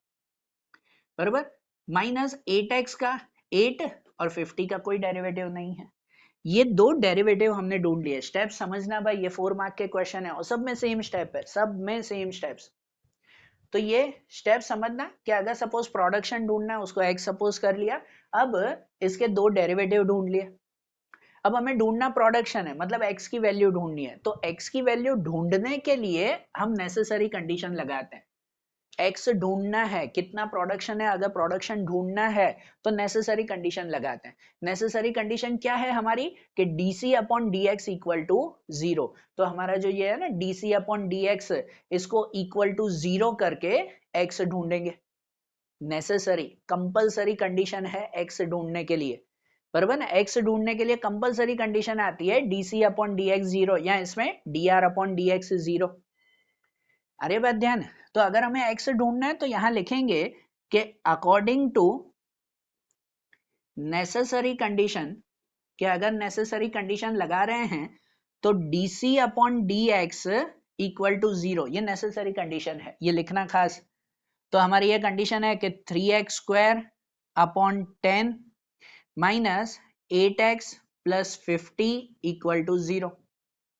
ये हुई कि जिसमें हम लोग पहले एलसीएम कर दें, नीचे का 10 तो हटा है ना भाई, एक्स ढूंढने के लिए नॉर्मल एलसीएम कर दें कि 10 को यहाँ सबसे मल्टीप्लाई इक्वल टू जीरो है, इससे में मल्टीप्लाई कर दें तो नीचे 10 हट जाएगा। तो मतलब यहाँ हो जाएगा हमारा कि 3x स्क्वायर, कि 3x स्क्वायर 10 को यहाँ मल्टीप्लाई करो, 10 8 जा 80, 80x 10 को यहाँ पे भी मल्टीप्लाई करो तो भाई 500, और 10 को जीरो से भी करो तो जीरो, नीचे 10 हट गया ना, पूरा एलसीएम किया था हमने, बराबर। ये हो गया 3x square 80x 500 equal to zero. इसमें x ढूंढना है, नेसेसरी कंडीशन से ही x ढूंढना है। अब इसमें x ढूंढना हो तो वो स्प्लिटिंग मेथड, जैसे चैप्टर 4 में लिमिट में हमने की थी ना, ट्राइंगल मेथड, फैक्टराइजेशन मेथड, जो भी नाम कहो उसे, कि भाई पहले और आखिरी का मल्टीप्लाई, याद आ रहा है ना, चैप्टर 4 में किया था, पहले और आखिरी का मल्टीप्लाई, 3 5 जा 1500, रफ में लिखते हैं 1500, पीछे प्लस की साइन है कि 1500 के ऐसे फैक्टर करते हैं कि जिसका आंसर 80 आता हो। तो 1500 का 80 में अगर फैक्टर करो तो वो होता है 50 और 30, 50 और 30 ना, 50 और 30 1500, 50 और 30 80, ठीक है ना, ऐसे फैक्टर्स। तो यहाँ फैक्टर्स करें कि 3x स्क्वायर 80 की जगह पे ये लिखेंगे माइनस 50x माइनस 30x और पीछे प्लस 500 इक्वल टू जीरो, बराबर। फिर कॉमन निकालते हैं ना, कि इन दोनों में से तो कुछ भी नहीं, खाली x कॉमन होगा, तो अंदर बचेगा 3x, अंदर बचेगा 3x और माइनस 50, इन दोनों में से कॉमन 10 होगा, 10 आता है तो 30 में से 10 कॉमन, 3x बाहर माइनस है, साइन चेंज, 500 डिवाइड 10 तो 50, दोनों ब्रैकेट सेम ही आने चाहिए ना। तो एक ब्रैकेट हुआ 3x माइनस 50 और एक ब्रैकेट हुआ x minus 10 equal to zero, बराबर। दोनों को जीरो के साथ लिखें x की वैल्यू ढूंढने के लिए कि 3x minus 50 equal to zero, और करके x minus 10 equal to zero, बराबर। जहां पे यहां अगर x की वैल्यू ढूंढो तो x इक्वल टू माइनस 50 वहां जाएगा प्लस 50, और ये 3 डिवाइड में 50 अपॉन 3, बराबर। और यहां माइनस 10 उस साइड जाएगा कि x इक्वल टू प्लस 10। देखो x की वैल्यू मिली, जो हमें क्वेश्चन था ना कि what should be the production for minimum cost, तो हमने प्रोडक्शन को x सपोज किया था, कितना प्रोडक्शन करें कि कॉस्ट मिनिमम होगा, तो ये मिला x की वैल्यू। लेकिन अब यहाँ क्वेश्चन ये आता है कि x की तो दो वैल्यू मिली, कि 10 प्रोडक्शन करें तो मिनिमम कॉस्ट होगा, कि 50/3 प्रोडक्शन करें तो मिनिमम कॉस्ट होगा, और उसमें डायरेक्ट ये 10 लिख के मत चले आना कि इतना प्रोडक्शन करें हो गया, नहीं भाई, ये नहीं। x की दो वैल्यू मिली, तो इन दो वैल्यू में से कौन सी वैल्यू करेक्ट है, उसके लिए ये सफिशिएंट कंडीशन रखते हैं। जो सफिशिएंट कंडीशन है ना, वो खाली सफिशिएंट करने के लिए, मतलब चेक करने के लिए कि x की कौन सी वैल्यू करेक्ट आती है। समझ आ रही है बात, कि x की कौन सी वैल्यू करेक्ट आएगी, वो चेक करने के लिए ये सफिशिएंट कंडीशन यूज करते हैं। अगर आप जब ऐसे क्वेश्चन कर रहे हो और x की एक ही वैल्यू मिल रही है ना, तो वही करेक्ट है, तो सफिशिएंट कंडीशन लगाते ही नहीं है, बराबर। कि आपको कहे कितना प्रोडक्शन करो मिनिमम कॉस्ट आ रहा है, ये नेसेसरी कंडीशन तो लगानी ही पड़ेगी कि भाई x ढूंढो इतना प्रोडक्शन करें। अब x की एक ही वैल्यू अगर मिल रही है तो कंफर्म वही आंसर है, सफिशिएंट कंडीशन नहीं लगाना है, चेक ही नहीं करना, वो आंसर ही है एक ही। लेकिन अगर x की दो वैल्यू मिली तो कंफ्यूजन कि भाई कौन सी वैल्यू सही है, तो उसके लिए सफिशिएंट कंडीशन लगाते हैं। कि सफिशिएंट कंडीशन क्या है कि d square c and D x square is greater than zero होना चाहिए। D square c double derivative, कि ये जो डबल डेरिवेटिव है ना, इस डबल डेरिवेटिव में ये दोनों वैल्यू एक एक करके रख के चेक करेंगे कि किसमें आंसर ग्रेटर देन जीरो आ रहा है। जिसमें आंसर ग्रेटर देन जीरो हुआ वो x की वैल्यू हमारी करेक्ट है। समझ आ रही है बात। तो अब सफिशिएंट कंडीशन यहां पे रखेंगे कि अकॉर्डिंग टू सफिशिएंट कंडीशन कि अगर हम सफिशिएंट कंडीशन का यूज कर रहे हैं तो भाई कैसे होगा कि ये जो है हमारा डी स्क्वायर सी अपॉन डी एक्स स्क्वायर, तो वो है 6x अपॉन 10 माइनस 8। अब इसमें एक एक करके दोनों वैल्यू रख के चेक करना है कि किससे वो सफिशिएंट कंडीशन सफिशिएंट हो रही है। कि अगर पहले x इक्वल टू 50/3 रखें, x इक्वल टू 50/3, तो यहाँ x की जगह पे 6 अपॉन 10 तो है ही, उसके साथ रखें 50/3, 6 अपॉन 10 तो है ही ना, x की जगह पे 50/3 और माइनस 8 ये रखें। तो मतलब यहाँ पे देखें ना, तो देखो 0 0 कट, ये 3 से ये कट, 3 2 जा, और 2 माइनस 8, तो वो आंसर हो जाएगा -6 बराबर। वैसे ही x की जगह पर अगर 10 रखें, एक बार ये भी रख के चेक करना है, 10 रखें तो यहीं पे ही कि 6 इंटू 10 अपॉन 10 बराबर ना। सॉरी यहाँ कैलकुलेशन मेरी गलत हुई कि 2 5 10 भी तो होगा ना, 3 2 2 5 10, 10 माइनस 8, तो 10 माइनस 8 2, मेरे दोनों में माइनस आ रहा था, देखो कि ये 0 0 कट, ये 3 2 और 2 5 10, 10 माइनस 8 तो +2 बचेगा बरोबर। और यहाँ x की जगह पे अगर 10 रखें तो 6, x की जगह 10, नीचे भी 10 है, -8, 10 10 कट, तो 6 माइनस 8 होगा -2। अब सफिशिएंट कंडीशन के अकॉर्डिंग क्या है कि अगर वैल्यू ग्रेटर देन 0 आ रही है तो मिनिमम कॉस्ट है, अगर वैल्यू लेस देन 0 आ रही है तो मैक्सिमम है। यही मिनिमम और मैक्सिमम वैल्यू होती है कि अगर सफिशिएंट कंडीशन में ग्रेटर देन 0 है तो मिनिमम आंसर मिलेगा, लेस देन 0 है तो मैक्सिमम मिलेगा। तो मतलब देखो कि अगर यहाँ ये 50/3 रखने पर आंसर पॉजिटिव आया ना, मतलब कि अगर हम प्रोडक्शन 50/3 करेंगे ना तो मिनिमम कॉस्ट होगा, क्योंकि उसकी कंडीशन के हिसाब से ग्रेटर देन 0 आना चाहिए सफिशिएंट कंडीशन। तो ग्रेटर देन 0 किस में आया, ये रखने पर आया ना, प्लस में ये ना, ये आंसर नहीं है, आंसर तो x ही है, चेक करना है, वेरीफाई करना है सफिशिएंट कंडीशन से। और ये रखने पर आंसर नेगेटिव आया, अगर नेगेटिव आ रहा है लेस देन 0 तो वो कौन सी वैल्यू हो जाती है, वो तो मैक्सिमम वैल्यू। इसलिए जब रेवेन्यू में मैक्सिमम ढूंढना हो ना तो ये चेक करते हैं कि नेगेटिव किस में आ रहा है बराबर। कि 10 रखने पर आंसर नेगेटिव आ रहा है, मतलब ये गलत वैल्यू है x की। कि x की कौन सी सही वैल्यू हुई, ये तो नीचे आंसर में लिखते हैं कि if a company produce 50/3 product then their cost should be minimum। बात आई ध्यान कि मिनिमम और मैक्सिमम वैल्यू कैसे ढूंढते हैं। ये आपके 4 मार्क का सम आता है। आपके जो सेक्शन ई और एफ है ना, मेरे पुराने वीडियो में उनको वो सेक्शन ई और एफ एक बार रिवाइज करो आप लोग, तो आपको ध्यान आएगा ये सब वैल्यू कैसे ढूंढनी है हमें। क्लियर है। और हाँ ये सिंपल है, necessary and sufficient, necessary condition से एक्स ढूंढना है, सफिशिएंट से वेरीफाई करना है। अगर एक्स आपको वैल्यू ही एक मिल रही है, दो वैल्यू ही नहीं है उसमें, होंगे ऐसा सम जिसमें एक ही वैल्यू मिलेगी एक्स की, तो सफिशिएंट कंडीशन रखनी ही नहीं है, वो एक कंफर्म आंसर। क्लियर, समझ आई बात, देखना एक बार इसे। एंड आखिरी एक छोटा सा हमारा टॉपिक है, वो है इलास्टिसिटी ऑफ डिमांड का। उसका एक ही एग्जांपल है, वो एक आधा एग्जांपल हम लोग समझे, सिंपल इलास्टिसिटी ऑफ डिमांड के बारे में समझे हम लोग। तो अब जैसे ये टॉपिक है ना इलास्टिसिटी ऑफ डिमांड, भाई इलास्टिसिटी ऑफ डिमांड किसे कहते हैं, तो उसे प्राइस और डिमांड के बीच में कितने चेंजेस हो रहे हैं उसका रिलेशन, उसका रेशियो, वो इलास्टिसिटी ऑफ डिमांड कहते हैं। कि अगर प्राइस में इतने परसेंटेज चेंज हो रहा है तो उसके कंपैरिजन में डिमांड में कितने परसेंटेज चेंज होगा, ये उसकी इलास्टिसिटी कहते हैं। इलास्टिसिटी मतलब लिमिट कहते हैं, भाई किस हद तक चेंज हो रहा है। कि अगर प्राइस 5% बदल रही है तो डिमांड कितने परसेंटेज बदलेगी, अगर प्राइस 10% चेंज हो रही है तो डिमांड कितने परसेंटेज चेंज होगी, ये उसकी इलास्टिसिटी कहते हैं, दोनों का रिलेशन।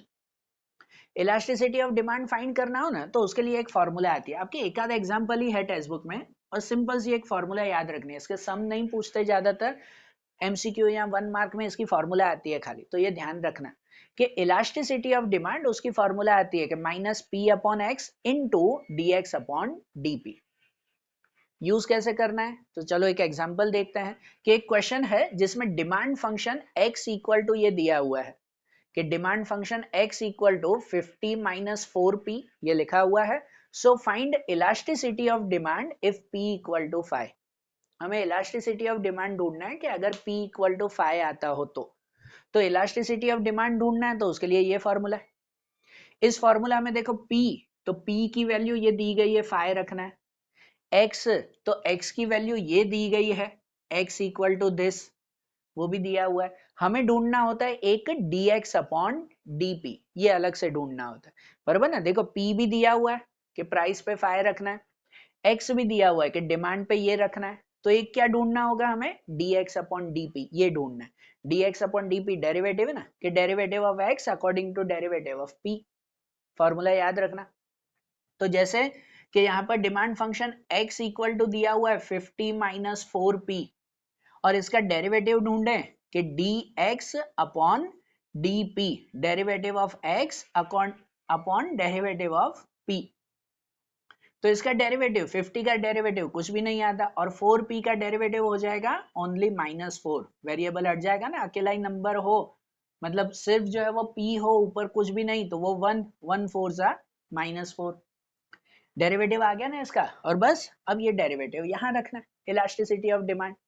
इलास्टिसिटी ऑफ डिमांड अगर वैल्यू रखें, चलो p की वैल्यू तो बाद में रखेंगे क्योंकि यहाँ पे भी है, फिर तो पहले वैल्यू खाली रख दें कि p की जगह पे p रखें, फिर उसमें 5 वैल्यू रखेंगे आगे, पहले ही रखो तो भी ठीक है, बाद में रखो तो भी ठीक।